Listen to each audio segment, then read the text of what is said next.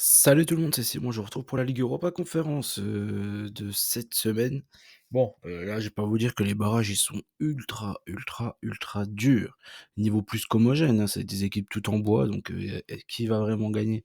C'est très compliqué à deviner, qui plus est en match aller-retour, encore plus. Donc faites gaffe énormément à cette coupe-là. Je pense que les pré-matchs, vous oubliez, je pense en tout cas. Donc voilà. Céléré contre la Pole Nicosie, TC Topola contre Jagiellona, Viking Reykjavik contre le Pana, Molde contre Shamrock Rovers, la Gantoise contre le Betis Séville, l'Omonia Nicosie contre le Paphos, Copenhague contre Heidenheim et le Borac contre Ljubljana. Premièrement, on va essayer de voir vite fait, qui selon moi, devrait passer entre Céléré et l'Hapoel. Moi, je vois l'Hapoel passer, je vois les Chypriotes passer. Le TSC Topola et Jagiellona, ça c'est vraiment 50-50. Je dirais 55-45 peut-être pour les Polonais, mais ça va pas jouer à grand chose, je pense. Ici, ça va jouer certainement au match aller. Si Jagiellona perd pas de 2 buts, on va dire, du côté du TSC, je pense qu'ils vont se qualifier. Mais parce que aller jouer en Pologne, c'est pas évident.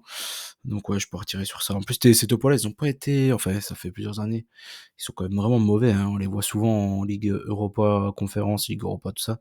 À chaque fois, ils se prennent des toises. Donc après, les Polonais, est-ce qu'ils ont vraiment un bon niveau? Je sais pas trop, pas vraiment en tout cas. Parce que quand on les regarde dans leur championnat propre, ça va. Mais après, il faut les sortir du contexte, quoi. Sur le niveau européen, les Polonais, c'est quand même pas fameux. Donc voilà.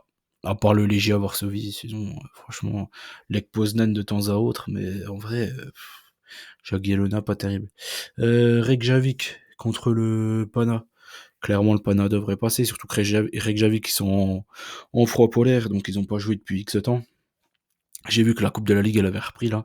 Mais bon, dans tous les cas, ils ont peut-être fait 2 matchs en 3 mois. Donc je pense que le Pana, ils ont un énorme avantage. Molde contre Shamrock. Celui-là, il est plus dur qu'il n'y paraît. Surtout que Molde, ils ont perdu Brynildsen qui est retourné à Midtjylland. Et Shamrock, ils m'ont plutôt surpris dans leur match, notamment en allant faire un nul du côté du Rapide de Vienne. Donc je crois que c'est certainement un peu plus serré qu'il n'y paraît sur le papier. Sur le papier, on partirait directement sur Molde, mais je suis pas sûr. La Gantoise contre le Betis, c'est pareil, hein, sur le papier le Betis. Mais bon, ils sont vraiment mauvais, quoi. Je pense que ça va quand même le faire contre la Gantoise, qui a vraiment une équipe pas terrible cette saison. L'Omonia Nicosie contre Paphos, je pars sur Paphos, hein. Paphos, ils sont vraiment monstrueux. Eux, ils ont même fait des plutôt bons résultats, en plus en Ligue Europa Conférence. Je pense que Paphos devrait passer. En plus, c'est un match de leur championnat. Paphos, ils survolent leur championnat, donc normalement, ils devraient éliminer l'Omonia Nicosie. Copenhague contre Heidenheim. Copenhague, pareil, ils ont pas joué depuis X temps, donc franchement, je partirais sur Heidenheim, moi. C'est une surprise, hein, j'ai vu par rapport au catch, je crois que c'est Copenhague qui est favori. Mais je partirais bien sur une qualif d'Heidenheim dans ce match-là. Et Borac contre Ljubljana. Franchement, Ljubljana, là, je pense que ça doit être une formalité pour eux, ce match-là. Donc, on y va, les matchs allés. Les matchs allés, vous allez voir, c'est pas terrible. Je vois énormément de matchs nuls, donc ouais, on va voir. Céleri contre la Poel Nicosie, déjà les Slovènes, ils ont fait une compétition assez merdique. Clairement, je pense que la Poel Nicosie est bien au-dessus. Après, ce qu'ils vont faire comment dire, le taf au match retour, moi je le pense. Donc je pars sur un nul à l'aller. TC Topola contre Jagiellona. Je pense que Topola est capable de le prendre à domicile. Et comme je vous ai dit, je pense ils ont tout intérêt à faire un gros score au match aller. Donc je pense que le match sera peut-être ouvert. Ici, pourquoi pas. Contre les Polonais. Donc je pars sur une victoire du TSC. Reykjavik contre le Pana, franchement, la condition physique de Reykjavik, faudra la voir, quoi.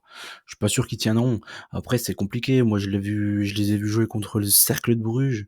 Ils avaient gagné. Ils jouaient plutôt bien au foot, hein, sur leur terrain, là. Mais c'est un synthétique, là, d'ailleurs. Ouais, ils jouaient plutôt bien au foot. Après, physiquement, pour moi, ils peuvent pas tenir. J'y crois pas trop. Donc, je vais faire confiance aux Grecs. Et puis après, comme pareil, hein, s'ils repartent avec un nul, les Grecs, ils seront contents, de toute façon, dans tous les cas.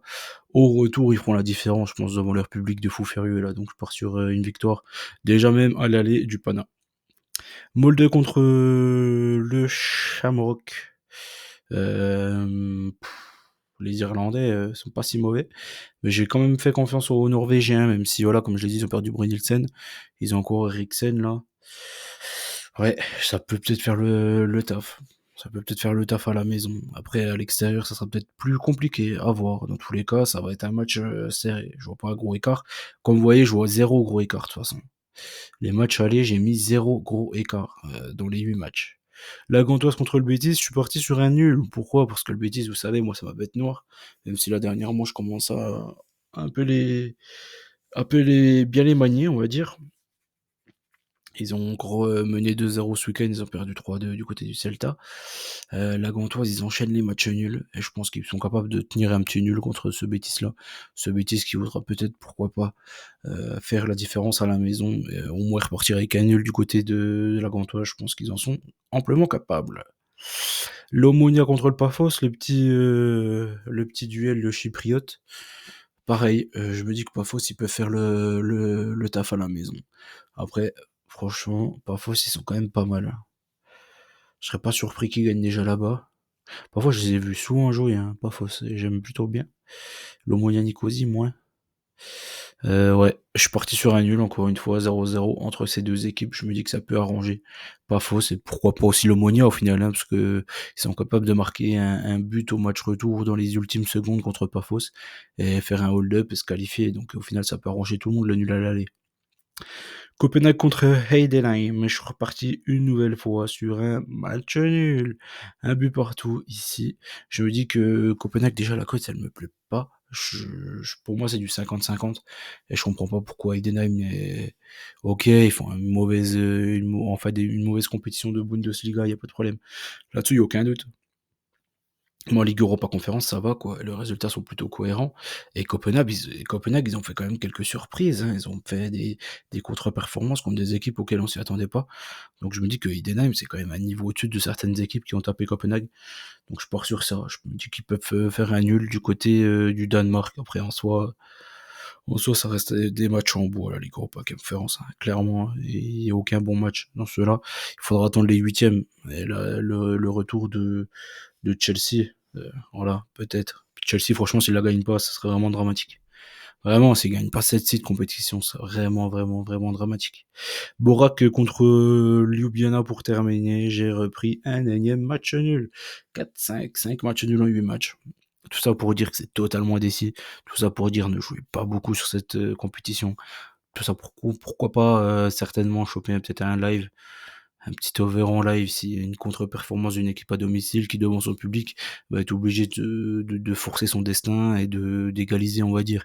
Mais après les équipes à l'extérieur, elles ont aucun intérêt à se livrer, comme elles recevront au retour, donc elles ont aucun intérêt à se livrer. Donc pour moi ça peut être beaucoup beaucoup beaucoup de matchs fermés dans ces 8 matchs. Donc voilà, j'espère que la vidéo vous a plu, même si au final on n'aura pas appris grand chose ici.